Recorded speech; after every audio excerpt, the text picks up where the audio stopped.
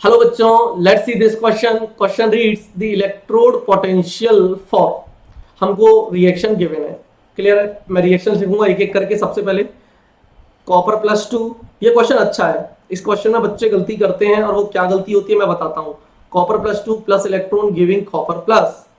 ठीक है, इसका मुझे ई नॉट पता है। कितना दिया है, कितना गिवन है? R 0.15 volt. और मुझे गिवन है दूसरी reaction copper plus plus electron giving copper. मैं इनके स्टेट्स नहीं लिख रहा हूं। क्लियर है? इसका ई नॉट दिया हुआ है मेरे को 0.50 वोल्ट। अब ध्यान देने वाली बात यह है कि बेटा ये भी इलेक्ट्रॉन गेन कर रहा है, ये भी इलेक्ट्रॉन गेन कर रहा है। अगर ये इलेक्ट्रॉन गेन कर रहा है, ये इलेक्ट्रॉन गेन कर रहा है, तो ये एसआरपी है, ये एसआरपी है। ठीक है, ये भी एसआरपी गिवन है और ये भी एसआरपी गिवन है। लेकिन ध्यान से सुनना मेरी बात। आपको एक टारगेट रिएक्शन ऑलरेडी गिवन है। उसने कहा है कि मुझे इस रिएक्शन के लिए ई नॉट बताना है।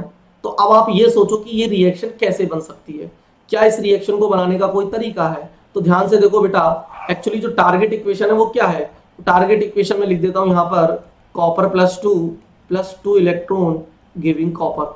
This is your target reaction. और अगर आपकी ये टारगेट इक्वेशन है तो देखो कॉपर प्लस टू कहां आएगा। कॉपर प्लस टू ये, तो यानी आपको लेफ्ट साइड रखना है क्योंकि ये इस रिएक्शन में इधर रखना है इस एरो के। तो यानी ये इसको छेड़ना नहीं है। ये एक इलेक्ट्रॉन है, ये एक इलेक्ट्रॉन है। क्लियर है? ये एक इलेक्ट्रॉन, ये एक इलेक्ट्रॉन अगर आपस में ऐड हो जाएं तो दो इलेक्ट्रॉन हो जाएंगे।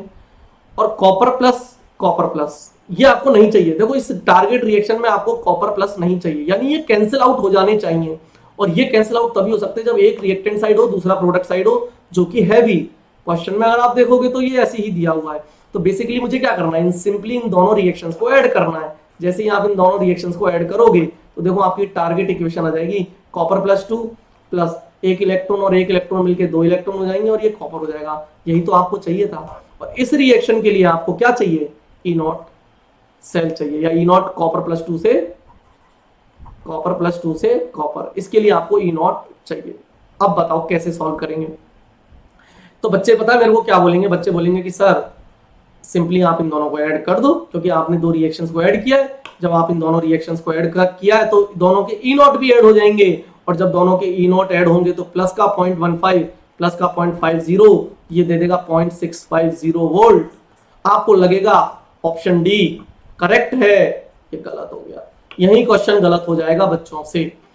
सर गलत क्या है इसमें? गलत मैंने आपको पहले ही बताया था बेटा।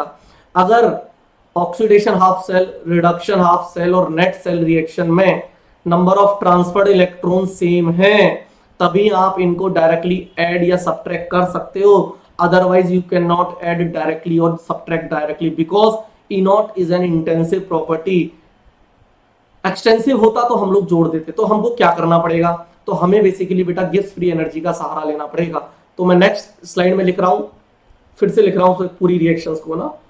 Copper plus two plus electron giving copper plus.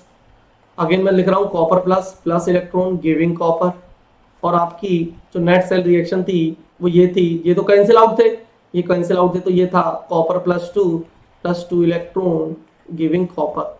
इसका बेटा ई नॉट गिवन है हमको 0.15 वोल्ट और इसका ई नॉट गिवन है 0.50 वोल्ट। तो मैंने इस रिएक्शन के लिए मान लिया इस रिएक्शन का delta G1 Gibbs free energy change, इस रिएक्शन का डेल्टा G2 और इस रिएक्शन का डेल्टा G3। ठीक है, बात समझ में आई? इतनी बात समझ में आई?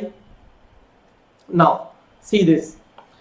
ये डेल्टा G3 जो है, ये डेल्टा G3 कैसे बना? डेल्टा G3 जो बना वो कैसे बना, मतलब ये रिएक्शन आपकी कैसे आई? सिंपली इन दोनों रिएक्शंस को ऐड करके। ई नॉट को तो आप ऐड कर नहीं सकते, तो आप डेल्टा G को तो ऐड कर सकते हो, क्योंकि डेल्टा G जो होता है बेटा, डेल्टा G जो है वो आपका गिब्स फ्री एनर्जी चेंज है and that is extensive property.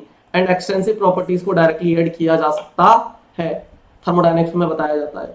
Delta G equals to क्या होता है? डेल्टा G इक्वल्स टू होता है sir minus NF E cell. Now put delta G3 के लिए क्या लिखोगे? Minus N3F। F तो फेराडे होगा, ये तो कांस्टेंट है तो उसको छेड़ना नहीं है। ई नॉट, इसके लिए मैं ई नॉट 3 मान लू, ई नॉट 1 कर दूं, ई नॉट 2 कर देता हूं।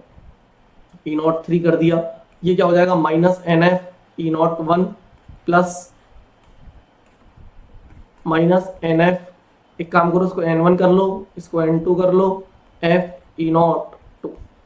सिंपली अगर आप ध्यान से देखोगे बेटा तो माइनस माइनस माइनस उड़ जाएगा, f f f उड़ जाएगा, तो ये क्या बचेगा, ये बचेगा बेटा E naught 3 equals to n1 E not 1 plus n2 E naught 2 divide by n3। Now put the values here n1 मतलब number of transferred electron 1, here n2 1, here n3 2, yes, तो 1 into e नॉट 1 कितना है 0.15 plus 1 into 0.50 divide by 2, तो ये हो जाएगा बेटा 0.650 divide by 2।